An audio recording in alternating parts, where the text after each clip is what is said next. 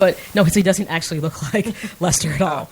But, obviously he followed his father's footsteps in getting into the news. He's actually a very good reporter, and he's here in Chicago as well. Right. So, and actually, I guess, as it stands now, Brian Williams' suspension does go until August. Okay. And though he's been with the network since 1996, in 2004 anchoring, he's been demoted. And they said, he really has a good relationship with Andrew Lack, who's the chairman of NBC News and MSNBC. And pretty much he said for the duration of time that Brian Williams has been on NBC News, he's done excellent work. His reporting was stellar. You're talking about a 22-year span of news reporting. Mm-hmm. And it's unfortunate that something like this happened. So technically he's been demoted, but it's highly likely that he's going to be phased over to MSNBC and he's going to anchor for them. I was going to say I don't think it's going to be hard for him to find another job. You understand? If that's a demotion, I mean... Right. So they're going to, keep him within the fold, but take him from NBC Nightly News over to the cable network, MSNBC. So that's kind of a good and bad. I mean, I didn't have an issue with Brian Williams. Unfortunately, I don't know why he thought fabricating that wasn't going to come back to bite him, because so many people are aware of that. Sure. So many people are aware of that. But on the flip side, awesome for Lester Holt. Congratulations. Yes. Now, as we know, the Blackhawks had a fantastic rally. They did. 2 million again, I think. More than 2 million. Yeah. Soldier Field was a sea of red. Mm-hmm. People in the stands, people were on the field. Just a feel-good thing. Fantastic rally. I often wonder how people put things together like that in such a short amount of time. Very well orchestrated, and probably moving it to Soldier Field was a great idea. And the tickets sold out instantly. There was a little controversy because people did exactly what I thought they would do. Try to sell them. People were like, come on. But I'm like, it's their right. I'm like, but they were free in the first place. Free, yes. But people are always looking for opportunity. So hence, they kind of tried to sell them. And somebody probably bought them because they wanted to be there at that rally. So it went off without a hitch. The weather, was a little questionable, but it still went off well. Just another great experience for any fan that went out to see it. But we had talked about on Wednesday, there was a little bit of controversy.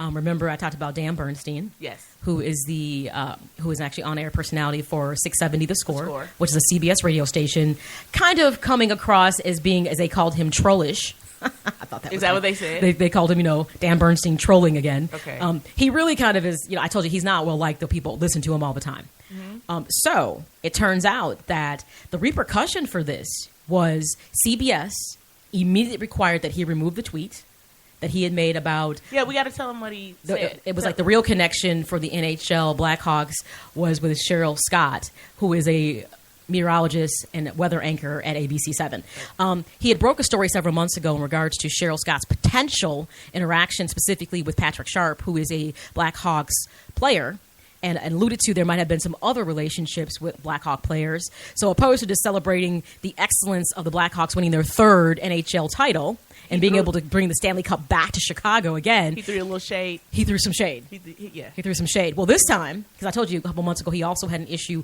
with making unflattering comments about Ayanna Cristal, who is a sports anchor for Comcast Sportsnet Chicago. I think CBS felt, okay, enough is enough. So they requested that he remove the tweet, first and foremost, and actually had him come off air for a day. Oh, really? So there was some consequences, and I did say this from a level of the station.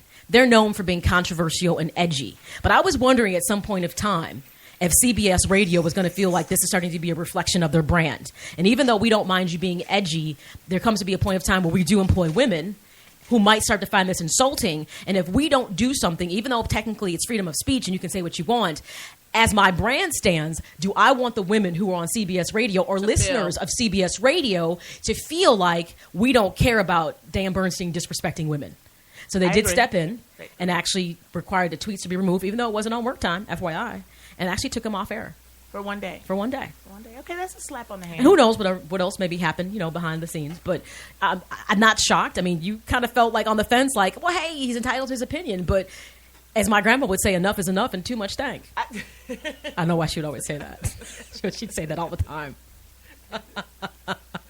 I felt like what he said wasn't nice. I didn't think that there would be a like he would get fired or lose his job. But, I didn't know that. I didn't think that. A day suspension, maybe. I just felt that some type of consequence, and I like Dan. And people will say, how can you say that? I'm like, because actually I got to know him better, and he's part of the reason that I'm actually on air, because he believed that I had a talent. So I don't believe he's anti-women.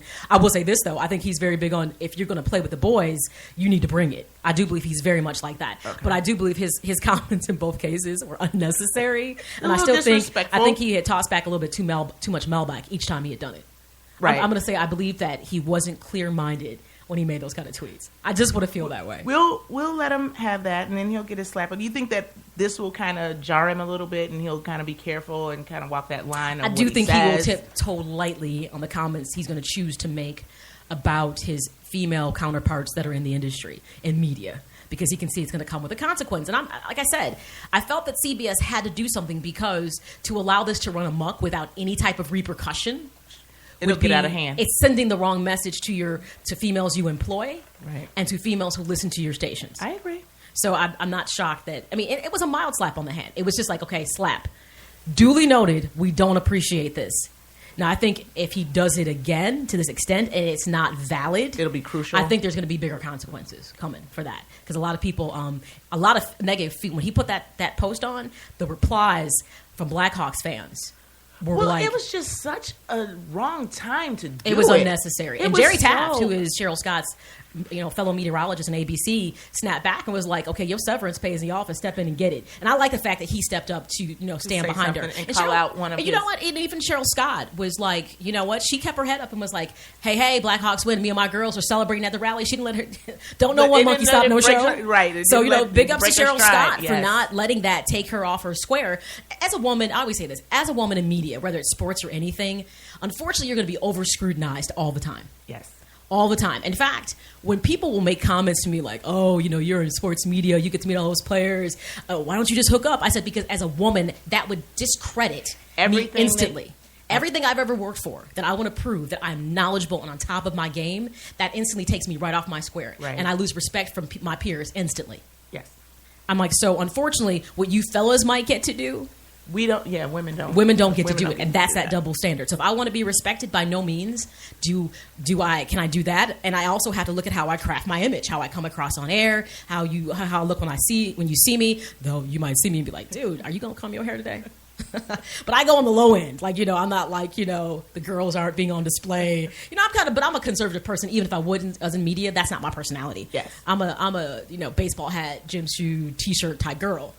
So I'm never going to be, overly sexual anyways. But when you're crafting your image in media, you have to be careful, even if it's not radio, television, because as a woman, you are scrutinized so much. So much. Even when I do comedy, it's a fine line that you have to walk. I can't be glammed. It's an instant thing when you walk out and you have a fan and your hair's blowing, you look like Beyonce. It's like, okay, we don't like you. And it's this thing that comes off that you have to look relatable and you have to kind of tone it down. It's a weird thing. Guys can do whatever they want. Guys can do whatever they want. They get that leisure. But interesting enough, we'll be glammed up tonight. Yes, we will. Because we are covering the red carpet at the 2015 Chicago Gospel Music Awards. So you will actually see me a bit out of character. Just FYI. Me too. And in 4 hours, I'm going to be struggle Christian. I don't know. Right. So stay tuned. We'll give you more details about what's going on with that. The stations involved in that event that's going on tonight. Fun stuff. That's right. So stay tuned. We'll give you more details on how you can check Nikki and I out on the red carpet. Live. A couple other things before we take our break is Janet Jackson has given a bit more information about her upcoming album. Okay. She's tagged it as Conversations in a Cafe. Is tentatively titled to be the album. She says it's going to be focusing on family, relationships, a lot of things like that. The songs are geared towards that, and she actually put a sneak peek of a little bit of music on Twitter. Really? So if you go to the AKAI Facebook page, I'm going to post that Twitter link, and you can check out a little bit of Janet. It's not going to overwhelm you, but you might be a little excited because it's Janet. Okay. And something else that you can check out on my Facebook page and Twitter is Lauryn Hill remade Nina Simone's Feeling Good. Did she? I'll give her this. Quality, but it's not Nina. But her version of it is good because she's got that kind of voice to pull it off. Mm-hmm. But it's Nina Simone. You're right. It's like redoing a Luther song. It may sound good, but it's not. But it's not Luther. Yes. But big ups because it sounds good. It's good to see Lauryn trying to get back on track. We've been waiting for her to come back so long. We need you, Lauryn. So it looks like she's trying to get there. All right, the AKAI Show. Stay tuned. We're going to take a break and we'll be right back. See ya.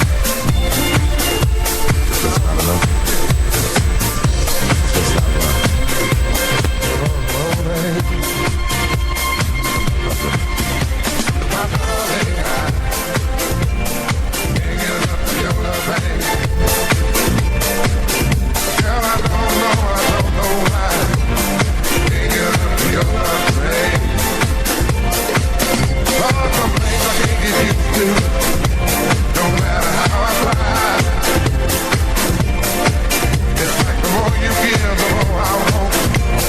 And baby, that's no lie. Oh, no, baby.